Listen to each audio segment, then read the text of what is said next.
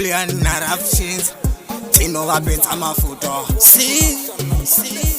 mbangwe Ndiriko chiri kukupengesa chii chikukunetsa chii chinondinetsa Bullion musikana ndakada ari kutengesa rudo chiri kukupengesa chii chikukunetsa chii chinondinetsa Rufshins musikana ndakada ari kutengesa rudo ari kutengesa muviri anoloka stiti achitambisa kudivi pangu ndakwana hapana wela ngachirega kakufona 10 pm achingena maskati anenge akarara all night ari gwareno chiri kukupengesa chii chikukunetsa chii chinondinetsa Bullion musikana ndakada ari kutengesa rudo chiri kukupengesa chii chikukunetsa chii chinondinetsa Rufshins musikana ndakada ari kutengesa rudo Ndiriko aitiya kusimudza zvese makumbo wake ndiye munhu wese semudzamudenga unge airport kupa nekukwere unge passport waisa 20 cents on jackpot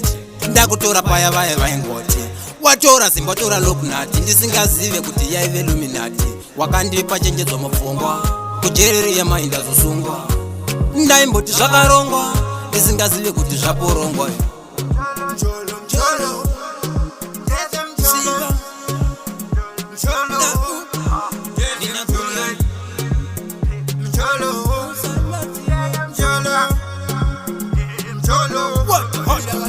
chiri kukupengesa chii chikukunetsa chii chinondinetsa Bullion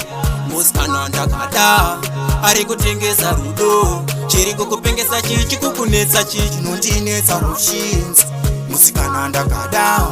ari kutengesa rudo ari kutengesa muviri anoloka stiti achitambisa kudivi pangu ndakwana hapana wela ngachirega kakufona 10 pm achingena maskati anenge akarara all night ari gwareno chiri kukupengesa chii chikukunetsa chii chinondinetsa Bullion musikana ndakada ari kutengesa rudo chiri kukupengesa chii chikukunetsa chii chinondinetsa Rufshins musikana ndakada ari kutengesa rudo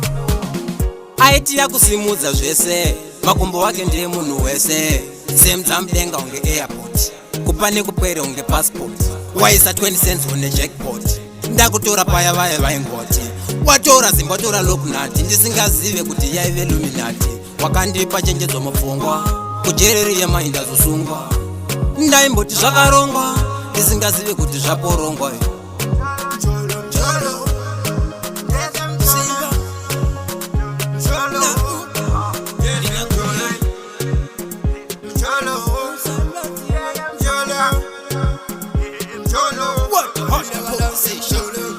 Bullion narrations